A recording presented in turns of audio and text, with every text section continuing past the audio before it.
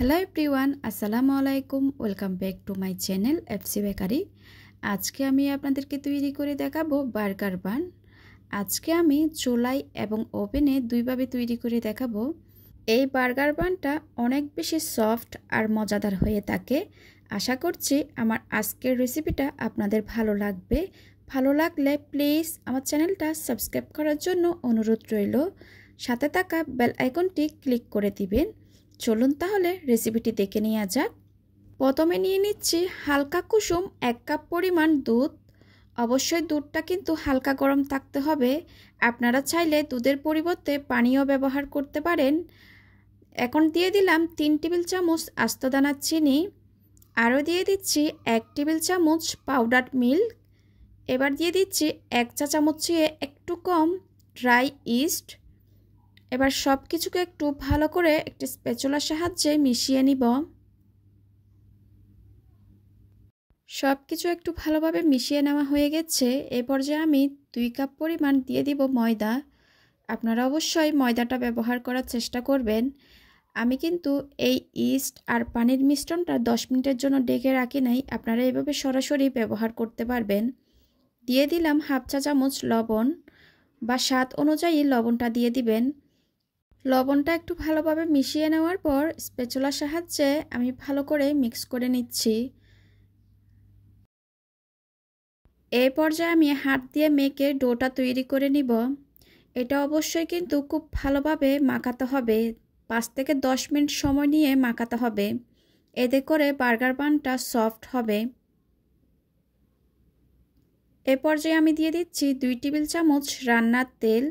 আপনারা চাইলে তেলের পরিবর্তে গলানো বাটারও দিতে পারবেন। আমি আজকে এই বার্গার বানটা তেল দিয়ে তৈরি করে দেখাচ্ছি।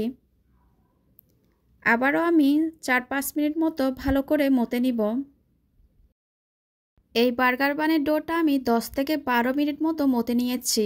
আপনারা অবশ্যই চেষ্টা করবেন এই ডোটা ভালোভাবে মাখাতে। এতে করে বার্গার বানটা অনেক বেশি সফট হবে। এবার গোল শেপ দিয়ে আমি ঢেকে রেখে দিব 1 ঘন্টার জন্য। 1 ঘন্টা পর ফিরে আসি। 1 ঘন্টা হয়ে গেছে। দেখতেই পাচ্ছেন ডোটা কিন্তু ফুলে ডাবল হয়ে গেছে। এই ডোটা আমি একটু হাত দিয়ে ছড়িয়ে একটা রুটির মতো করে নিব। তারপর আমি একটা স্ক্রাবারের সাহায্যে ভাগ করে নিচ্ছি। আজকে আমি এই ডো দিয়ে 8টি বার্গার বান তৈরি করব। আপনারা চাইলে 4টি বা 5টি করতে পারেন। আমি অত একটা বড় করব না, এজন্য 8টি ভাগে ভাগ করে নিচ্ছি। এবার একটা ডো নিয়ে আমি হাত দিয়ে একটু চেপে চেপে বাতাসটা বের করে দিচ্ছি। আপনারা অবশ্যই স্ক্রিনে দেখে বুঝতে পারছেন কিভাবে কাজটা করা হচ্ছে। আপনাদের বোঝার সুবিধার্থে আমি আরেকটি করে দেখাচ্ছি। এভাবে করে হাত দিয়ে চেপে চেপে বার্গার বানের শেপ দিয়ে দিব। দেখতেই পারছেন হয়ে গেছে। আমি সবগুলা তৈরি করে নিয়েছি। এবার আমি এগুলাকে ঢেকে রেখে দিব আধা ঘন্টার জন্য। আবার যেন এই বার্গার বানগুলা ফুলে ডাবল হয়ে যায়। অবশ্যই কিন্তু ঢেকে রাখতে হবে, উপরে যেন ড্রাই হয়ে না যায়। আমি আপনাদেরকে চুলাই করে দেখাবো, এজন্য যে প্যানটা আমি চুলাই দিব ওইটাও আমি ঢেকে রেখে দিচ্ছি। আধা ঘন্টা পর বার্গার বানগুলো ফুলে ডাবল হয়ে গেছে। এ পর্যায়ে আমি উপরে দুধ ব্রাশ করে দিচ্ছি। আপনারা চাইলে ডিমও দিতে পারেন। এতে করে একটা উপরে সুন্দর কালার চলে আসবে। চাইলে আপনারা উপরে সুন্দর দেখানোর জন্য সাদা তিল ছিটিয়ে দিতে পারেন। এই বার্গার বানগুলো আমি ওভেনে বেক করব। আগে থেকে 10 মিনিটের জন্য ওভেনটা প্রিহিট করে নিয়েছি। 170 ডিগ্রিতে আমি 15 থেকে 18 মিনিটের জন্য বেক করে নিব। এবার ওভেনে দিয়ে দিয়েছি। চুলায় যেগুলো আমি বেক করব এটা তো আমি খুব ভালোভাবে দুধ ব্রাশ করে দিয়েছি। উপরে কিছু তিল দিয়ে দিব। এবার চলে যাব চুলায়। চুলাতে আমি একটা পাতিল বসিয়ে দিয়েছি। নিচে একটা কাগজ দিয়ে দিলাম। এবার স্ট্যান্ডের উপর আমি বার্গার বান 2টা দিয়ে দিলাম। আর পাতিলটা আমি 10 মিনিটের জন্য প্রিহিট করে নিয়েছি। এবার ঢাকনা দিয়ে দিব 15 থেকে 20 মিনিটের জন্য। যেই বার্গার বানগুলা ওভেনে দেওয়া হয়েছে এটা হয়ে গেছে। আমার 18 মিনিট মতো সময় লেগেছে। এক এক ওভেনের এক এক তাপমাত্রা, সময়টা একটু কম বেশি লাগতে পারে। 20 মিনিট পর আমি চুলার ঢাকনাটা তুলে নিচ্ছি। বার্গার বানগুলো কিন্তু হয়ে গেছে।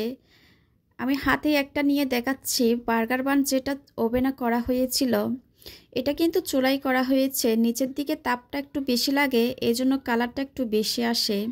এই বার্গার বানটা ওভেনে করা হয়েছে আর এটা চুলাই, তফাৎটা কিন্তু অত একটা বেশি আসে না, আপনারা নিজেরাই দেখতে পাচ্ছেন। এই বার্গার বানগুলো কিন্তু অনেক বেশি সফট হয়ে থাকে, দেখতেই পাচ্ছেন কতটা সফট হয়েছে। আর খেতে কিন্তু অসাধারণ হয়ে থাকে। আপনারা বাসায় একবার হলো ট্রাই করবেন। আশা করছি আমার আজকের রেসিপিটা আপনাদের ভালো লেগেছে। ভালো লাগলে প্লিজ আমার চ্যানেলটা সাবস্ক্রাইব করার জন্য অনুরোধ রইল। আজকের মতো বিদায় নিচ্ছি। সবাই খুব ভালো থাকবেন। আল্লাহ হাফেজ।